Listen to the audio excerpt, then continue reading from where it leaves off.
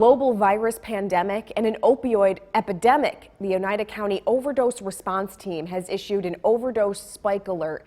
Just in the past 2 weeks, the county has seen 20 overdoses, 2 of them fatal. Could the spike be connected to the coronavirus pandemic? News Channel 2's Jolene Ferris reports. Officials at the Center for Family Life and Recovery here in Utica don't know for sure if the recent Oneida County spike alert has anything to do with the coronavirus pandemic, but what they do know for sure is that stress is a huge risk factor for addiction, relapse, and treatment failure. We all know this is probably the highest, and I'm understating it, the highest stress that we've all been through. Because it affects just about everyone's life. Restricts just about everyone's freedom and movement, makes people sick, and threatens their very lives. Could it be more usage with the increased anxiety from this pandemic? Absolutely.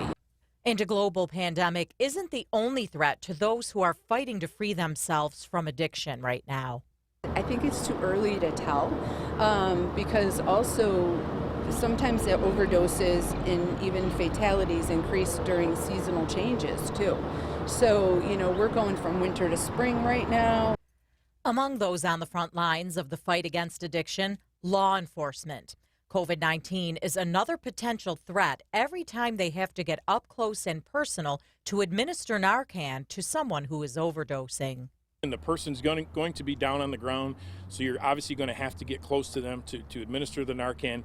But at the end of the day, that person on the ground is someone's mother, father, son, daughter, brother, sister. It's our obligation. When I say our, I'm talking whether it's law enforcement or fire, EMS, who's ever first on the scene. We have to save lives. They do have masks, gloves, and other protective clothing to wear on calls when needed. And thanks to the coronavirus, they'll soon be breaking out another measure of protection. The other piece of equipment that we just received, and we're actually putting them together, are the plastic face shields. Jolene Ferris, News Channel 2.